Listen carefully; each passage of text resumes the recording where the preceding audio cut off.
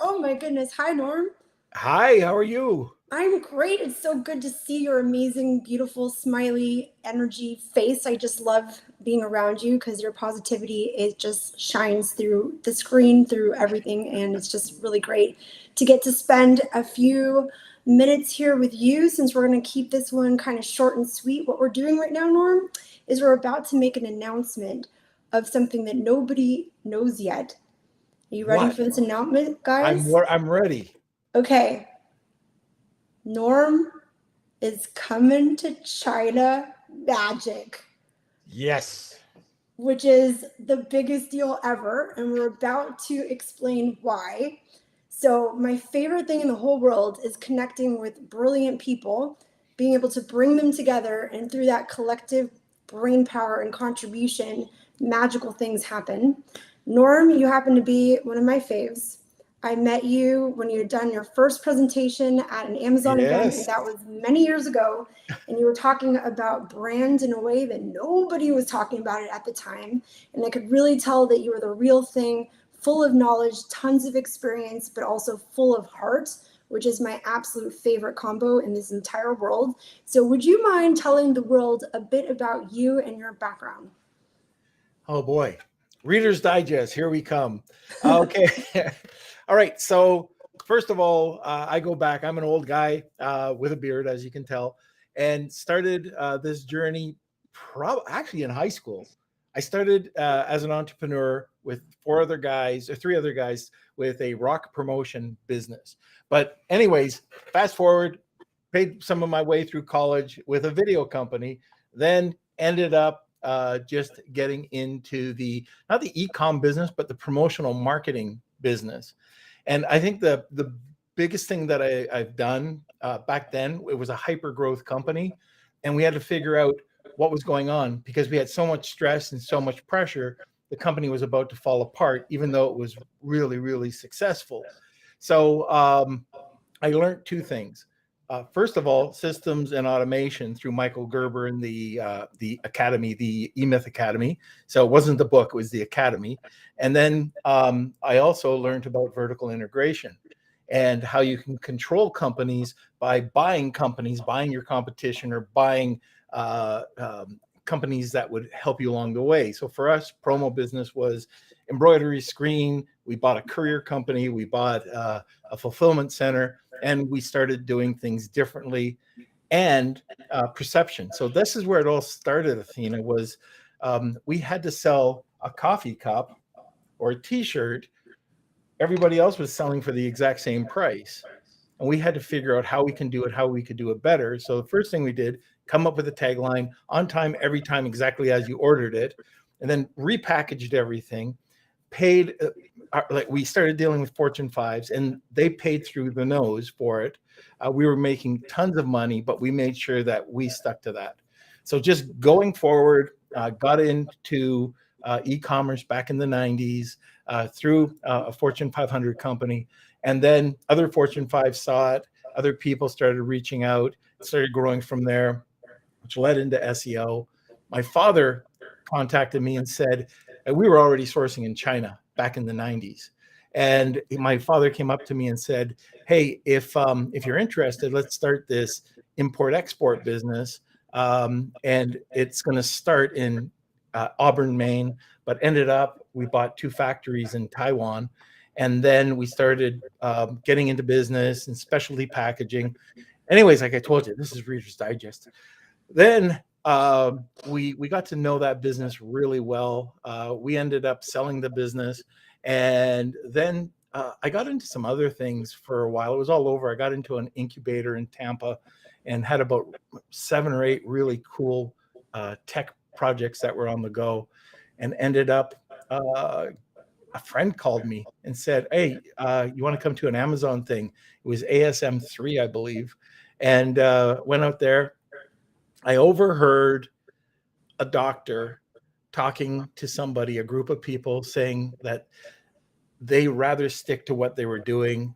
The first day was really cool, like they understood it, but the part about the marketing they had no idea about. And I just overheard this, and they said if I could only beat the Standard and Poor's, the S&P. And I interrupted the conversation and I said, I can do this. I can guarantee I can do that. And I got my first managed brand company that I grew for this guy. And that's how the business started. And then I started buying up businesses along the way. So that's me. Wow, And I incredible. have a podcast. And lunch with Norm, which I can't wait. We've had real life lunch with Norm before, which is some of my fave, but I can't wait to be on the Lunch with Norm podcast soon, which will be a lot of fun. So that's an amazing history. Talk to me about what you consider to be your strongest superpowers. Probably, probably it's networking. I think I have a great network like you. You're a networker and you bring people together in masses, and you've done that for a great job ever since I've known you. But I'm the same way. I go. I used to be part of what used to be called YEO, and that was my first real true networking group. But I just got out there and I started meeting people. I started meeting like top people. In Fortune 500 companies and sports teams and the entertainment industry. And then it just led from there. Like one of the things I've always found is that, and this was especially in Hawaii, you don't know who you're sitting beside in a bar. I don't drink, but in a bar. And that person usually has sandals, shirt, and a t-shirt and shorts on, probably not even a watch. And you don't know who that person is. And I met one of my best friends there, and it ends up he's one of the biggest people, uh, well-known people in the world right now. And it just turns out talking in a bar. And Incredible. that's what I like. And it's you can never take anybody just I never put a label on anybody. I go up, I talk to them.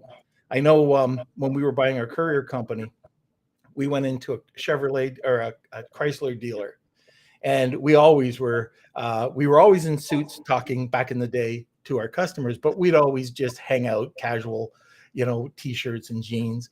I kind of looked a little scruffy probably once in a while. Went in this car dealer. We were going to be buying 4 or 5 new vans for the courier company. Nobody would talk to us. Not a person, single person. We were walking out, and this older guy, much older than me, came over and said, "Hey, can I help you?" And we ended up giving him the business because people were looking at us and judging us, and you can't do that. And everybody's got something. Everybody's got something, and it's just finding out what that is. And what I find is, I'm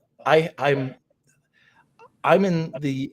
I used to. I think I rethought. I had to rethink the way that I was networking because I'd always be asking, like, "Oh, this is so and so.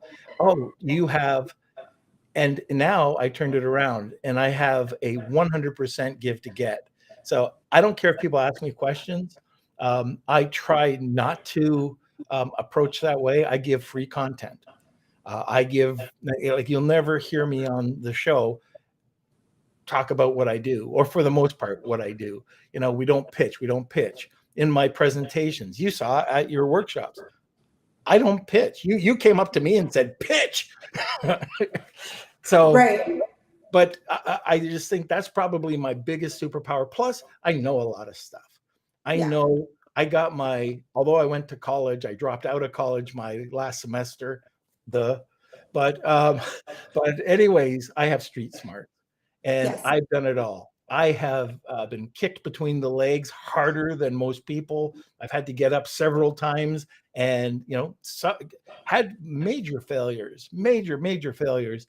But at the same time, those failures, I call it fail to succeed.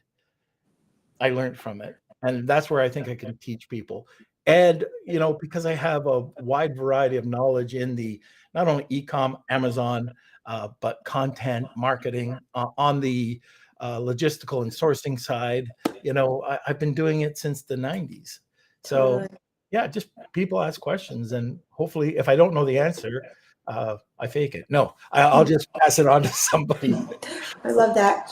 So Norm, when we were in Toronto, Yeah. you blew people's minds. You really covered a lot of different topics. And that's one of the things I'd love to kind of give people a taste of, because we've invited you to come to China Magic. You're absolutely a genius. You were talking to people just about specific codes. You've got a service that you help people with, and you were in the room, like helping people save like tens of thousands of dollars just with one little tweak on their sourcing. You were talking about brand and influencers and PR and efficiency and just pretty much anything. Like you were on a panel and people would ask a question and you would just completely change their mind on their own, their perspective, their mindset on things in a way that very few people have that impact and that talent. And you are incredibly humble and super sweet. And I think that that's a very charming Canadian thing about you, which is lovely. But you're an absolute badass. And I want you to tell these guys, why are you coming to China? What do you feel the value of that is for them? And what are some of the topics that you feel you can bring through as one of our top mentors that are going to be coming by? Because not only do I want them to know about the trip and kind of what we're going to do there, but you're going to be coming to San Diego. You're going to be part of our network. Like, you're one of my most favorite people when it comes to just your depth of knowledge of all these different things. And I think a lot of that comes from your experience, and it just comes from your unique take on this industry. Again, you were talking, I think that was 5 years ago, about things that people are just catching on to now in terms of brand. And if people were actually listening to what you're saying back then about, niche and perspective on, packaging and the way that you communicate to certain audiences. And, you were talking about all that way before everybody else was catching on to it, right? Like, really, kudos to you. Because then later on, when it became like a must, everyone's like, oh man, normally knew what he was talking about, years before everyone else was doing it. So I'd love, that was a lot of things to ask you, but let's talk about the impact that you can have when it comes to someone, when it comes to China. Well, going right back to that talk that we met at, and that is being able to double your profit without doing much work. You have to look at your product and your competitors a little bit differently. And people think, and I have to be careful when I say that, because it's hype. It's hype. It's hype. This is all hype. No, it's not. It's actionable, and you can do this. And this is something that I think, even though it's a few years old, I can bring out, dust it off, and talk to people about, plus add some newer things about packaging, specialty packaging, driving traffic, and just different ways that you really have to compete with Amazon right now. And one of the areas that we talked about in Toronto was the 3 tiers, understanding those 3 tiers and where you want to be and how you can beat or get into each one of those tiers. Top tier, you make the most money, you might have less traffic. Middle tier is average, but how do you beat everybody? And for me, like, data analysis is not my that's not my strength. I have people do that for me. Mine is aesthetics and branding. And so tied in with the data wins. But if you tie in all that other stuff, you're going to kill it. And I can't guarantee it, but I almost can, that if you just follow a couple of steps, you can at least increase your profitability by at least 25%, but I really can't see why you couldn't double it. Really. Now, a lot of people say, uh, sourcing is where you make up your profit. And that's true. You can make up a lot of money and make a lot of profit there, but there's so many other elements. And one might be 1% here, half a percent here, 30% there. And I'm really talking 30%. But I have a case, and you saw it. I can talk about it later, where we took a product from $49 up to $124, and then took the same product, made it look a little different, and started selling it at $224. And the cost of it was 16. And I'll talk about that. But there's other things that people are not talking about. We had a workshop on this. Google Business Profile.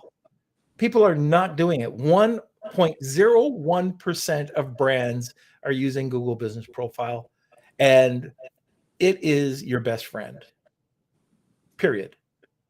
Nobody's using it. And so that's something. And then just general questions. Like if people are interested in any aspect of business, like I've gone through it all. So talking about cash flow or how to protect your assets, all these things. I'm not a lawyer, I'm not an accountant, but I know, how to run a business, get a business up and started, how to start a brand. But the other thing that I think, and I was kind of surprised that when we were talking in Toronto, I think this is something that I can talk like ad nauseum, and that's time management. So being able to structure a day, being able to multitask. People ask me about the podcast. I have no clue who's coming on my podcast. I have no clue who we've talked to. I don't have no clue who we've done outreach for. That's why I had to ask you. Have we ever asked you for it? Because I don't know. And I only know who's coming on when I turn on my computer to get on the podcast. And that's when it starts. Like we start there. And because I have a team that can do that, how can I have these other companies? I hire good people. Maybe that's another topic. How do you hire good people? There's good VA companies out there, but how do you go through the interview process if you want to do it on your own? Lots of different things we can talk about. Oh my goodness. Yeah. And the thing is, like, I remember we were in Toronto and we went through that first day and it was incredible. And then the next day we had this brunch and, you were going over the Google presentation that absolutely blew all of our minds. And then, we were getting some last Q&A, and these people were just like, they could not get enough. Like that brunch couldn't have, like they wanted to go into like dinner and all night.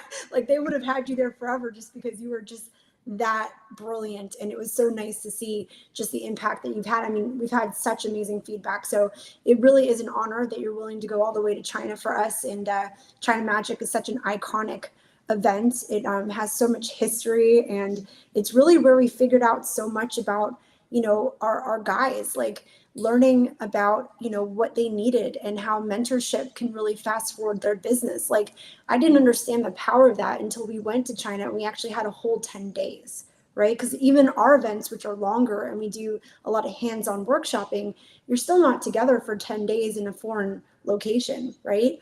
And for us, like efficiency wise, maybe it doesn't make sense to be, sending our guys out all the way to China to take people around and all that. But what I was noticing, and Dan and I talked a lot about this, is out of our Titans, the ones that have succeeded like tremendously and the ones that are like still in our network 4.5 years later, a lot of these guys came with us to China Magic. And there was a few elements to it. I think one is, the actual sourcing itself, being able to see and to take this product and like change it on the spot. Because one of the things that I think will be so brilliant, Norm, is you're going to talk about packaging and you're going to talk about creating like a premium product or how to differentiate in the middle tier and different things like that. But what I love is they can literally the next day go in the fair, Right, and talk directly to the suppliers and say, hey, how can I make this tall and redo it this way and change the color here? And I mean, how much time and energy does it take to do that when you're trying to do it from home? And you've got to, go back and forth with the samples and that kind of thing. Like just the efficiency of being there in person is fascinating. And I can't wait to have the combo of you and Kian, just so you know. Because one thing that was really interesting that we talked about on the one with Kian is we were talking about a backpack and how when I went back to school shopping with my 12-year-old, he really wanted this phone charger. Like that was the thing, right? Like if you have a phone charger in your backpack, somehow that makes you like extra cool, right? And so I paid like an extra $30 for this backpack only because it had that little charging unit. And I thought, hey, that's a way to kind of make your product that much more premium. And I was telling Kian that example, and Kian says, yes. However, if you stitch a pocket this way to put the battery charger in the pocket, that costs 10 cents. Whereas this whole other thing might cost, $5, $10 or whatever it is to kind of alter the backpack. And just watching his brain, the way that it operates, just because he's such a savant at sourcing, and then having you there with all your PR, marketing, branding experience. I mean, these people are going to be in a moment of time surrounded by some of the most brilliant human beings I've ever met. And I've met a lot of freaking human beings. So I'm just so excited, like so excited for the people in that room, because it's that I feel is going to make or break their business. It's that can take like a sort of very average brand and make it into something that can compete, that can have that profitability. Because you see too many people still on the Me Too bandwagon. Oh, And yeah. I You're mean, just not going to do it. I'm going to tell you, like, even in our top tier group where guys are doing millions of dollars, you still see people clueless on sourcing, clueless on, negotiating their cash terms. They're still doing the Me Too thing. They're riding the wave of their success from before. But Amazon changes a few things, and even the way that it's changing, like the review percentage and things like that right now, a lot of these guys that really depended on that, it can flip in a second. And if you don't have that beautiful premium marketing, I mean, it doesn't have to be a very high cost product, but if you don't have that thing that's like a very high quality product that really stands for itself, and they flip a few things on you with Amazon, you're kind of on a house of cards, is what I've been seeing. What Yeah. do you think about that? I agree 100%. So you're going to have all these people that are going to be out there. I don't even know all of them, but I know the quality of people that you put together. And if you could tap in to these people who are not running away, it's not like some of these events where they go and hide. Our goal, at least my goal, is if I'm out there for whatever time period it is, a week, to go out and help people with their branding. So during the day you do what you do, and then when we come back and there's a mastermind and you're talking, that's what we're talking about. So there's no hiding in any green room or anything like that. That's what I like. And the other thing, there's going to be the little things that come up. Kevin King and we talk about sitting around the campfire. So most of the time, it's not the actual event when you're in or doing the Canton Fair. It's when you come back and you're sitting around the campfire and you're just talking. It might be talking over a drink. It might be talking over a bite to eat. And it's, oh, I didn't know you could do that. Oh, wow. And it could be a personal thing. It could be something about business. Anyways, that's where the other gold nuggets come up that people don't realize. And I think you're frozen, Athena. Yep. So I'm going to take over as host for the next couple of seconds, unless I'm frozen. Does anybody have any questions? If not, I'll just sit here and start talking about anything. Soon I'll go into the fetal position. And yes, now I will go into the fetal position because I'm on my own. So I see that there's a few. Oh, there we go. Oh my God, that was scary. I was like, Norm's like on this for you? perfect moment. But yeah, sorry about that. So you were saying? So I was saying that one of the most important things that come out of these type of events are not finding your new product. It's sitting around the campfire, as Kevin and I say. And it's over a drink. Breaking bread, people don't realize how important breaking bread is. And you learn about people's families. You learn about people. You learn who to like. Sometimes, you clash, but you all of a sudden you start to see this network. You learn about business. You learn about, it could be failure and how to overcome it. But it's not at the event that you learn that. It's breaking bread.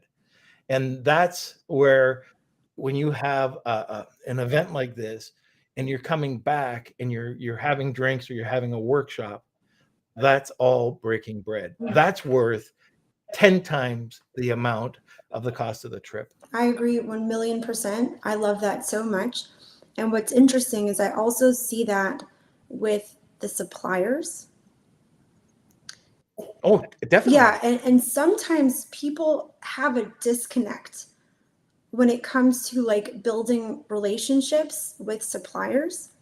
And I think that Kian has really helped me and a lot of people see just how special and how important that can be, to where you go so much deeper than anyone has ever gone before as a Westerner when it comes to just really showing up and really wanting to know about that person, their history, their family, their goals, their purposes, their all the things. Because when you can break bread, as you were saying, with the person that is in charge of developing the products that make up your business, when things are not going so well, they're going to be at your side. When there's a new Right. potential product that could really be amazing for your brand, who's the first one they're going to call?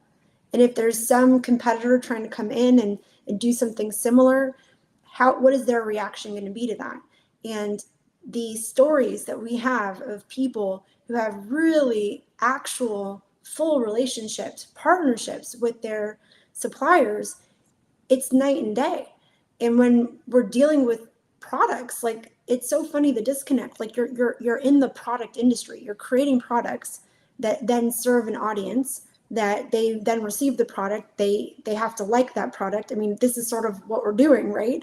So much of that starts with that initial relationship. And so I can't wait to see you bring through your magic, Kian bring through his magic, and then every single person in that room. I mean, we have a whole bunch of amazing mentors, celebrity type mentors, the ones that you see on the stage. I mean, you are someone who's very sought after. You've got an amazing podcast, you're on stages around the world, and yet you're going to be there having, a cup of tea or a coffee, hanging out, talking about stuff. I mean, there's no price you can put on that. And that is the environment that I try to create, because it's the environment that I feel creates the most impact on people in ways they would never imagine, in business, in life, in friendships, in this journey we call entrepreneurship. So anyway, if there's anyone that represents all the things that I absolutely adore and advocate for, it's you, Norm. So I'm Oh, so thank excited you. about this. Like it almost makes me tear up on how proud I am to see that people like yourself are willing to come on a trip like this and give your heart to these people to help them to achieve amazing things, because you don't need to do that. You own so many businesses. In fact, I was like, hey, Norm, can you send me a list of all the cool stuff you do? And it was like on and on and on and on. And people need to know about these amazing services, by the way. I am so excited to connect my Titans. Like, they have no idea the ninja that you are and all the cool stuff that you can do for their businesses. So anyway. I do have a really quick story about not China, but Taiwan. We had our company before we bought any companies. We went over and we were looking at some EVA, which is a foam. So we're going out to these manufacturers all over the island. And before you did any business back then, any business, we would go into the office. The interpreter would come in with us. My brother and I would sit down, and it would be a talk about your family. Where are you from? Blah, blah, blah. You did not talk any business, zero business, not one word until they invited you back. And I love it. in fact, the one foam company we went to, my brother and I went in, and they were very cold towards us. And we thought, okay, this company doesn't want our business. And what had happened? My brother's name's Steve, and they had heard that a guy from the U.S. My brother lived in the States. My uh, uh, from the so Steve from the U.S. had not paid a bill, and because his name was Steve, they thought it was him. And yeah, because his name was Steve. Oh no. Yeah, that's how tight the community was. But anyways, we told them that that's not the case, and everything worked out. But yeah, it's just a different environment, but it still goes. What I'm saying here is that family piece is exactly the same. It is, but it's just a higher level of business now. Now they've got the systems in place. But at the end of the day, if you go and you meet your supplier, exactly like you were saying, you're doing way more than anybody else is. It's better than an email.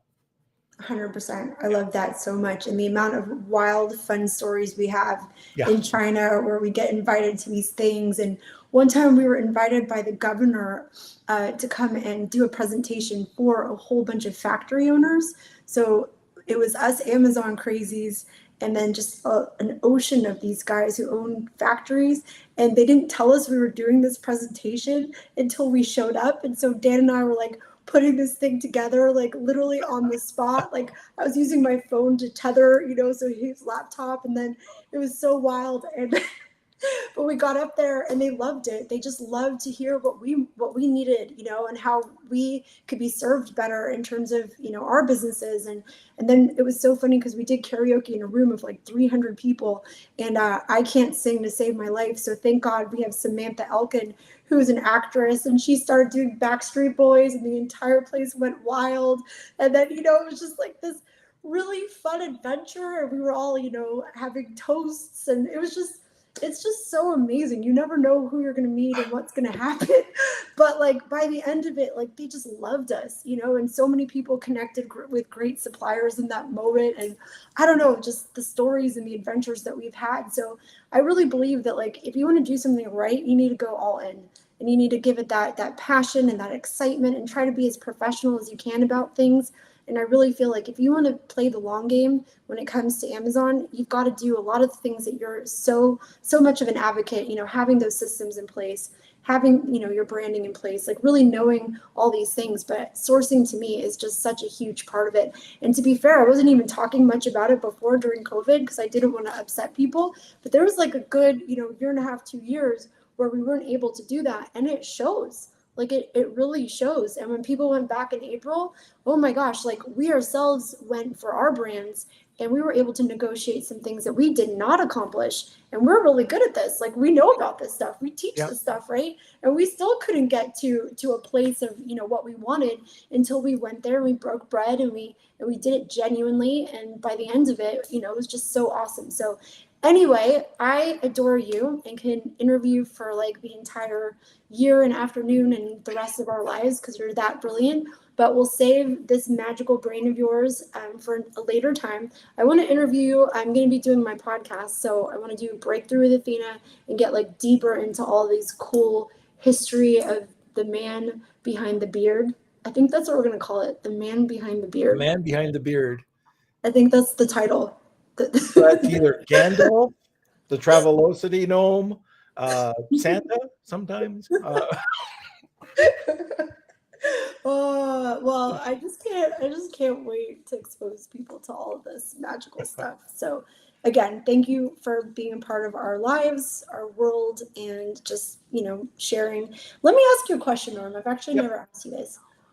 What makes you want to give as much as you do? What motivates you to want to, because I see, whatever event or little thing or lunch, like you always show up and you give people so much, and why? I think it was a trait carried over from my father. Father was a very successful entrepreneur, and he could just talk to people and share, and I think I just got that from him. There's no driving reason behind it. I like sharing with people. I like helping them out. And at the end of the day, it comes back tenfold. So it's a little bit selfish. So, but it's a give to get mentality.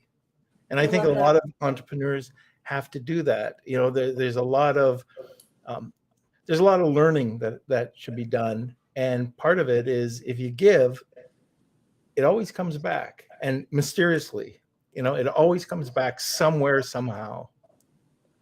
I love that. I already knew that was the case, but I just was curious what your answer was going to be because I just, you can sense when people are being super genuine, and it's just so obvious because I just was watching you like in Toronto, and people would come up to you and be like, "Hey, Norm," and you'd be like, "Yeah," but like just so much heart. So yeah, it's definitely real, guys. It's the man behind the beard. It's all real.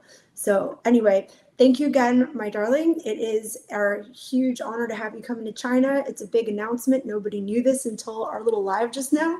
And we're going to be doing a lot more stuff. We should talk about some of the cool topics and things. And we'll be having you stop by our network so that people can connect with you, which is great. But any last words before we say goodbye to all the beautiful humans watching us? Just stay with it. I know that Amazon can throw you curveballs, but I can tell you one thing: resilience is the key factor, and also knowledge. So whether you come out to China Magic or not, make sure you participate in masterminds, get all the information that you can, and hopefully we see you in China. I love that. So, guys, if you're interested in coming with us to China Magic, we don't know what holds in April and the next one. So, if you want to connect with people like Norm, like Kian, like Leiden, like Georgie, and all the fabulous people that are coming on our trip, then you need to go to ChinaMagicTrip.com, book a call one-on-one with us. We don't even have a payment link. We like to have real life conversations with you, make sure this is the right fit for you and for us, and that this is a thing that's going to really improve the rest of your journey as an entrepreneur. So you can go on there, learn more, and we look forward to the next adventure. Thank you, Norm. You're the best, and we'll see you next time. Thanks, All right, guys. see you later.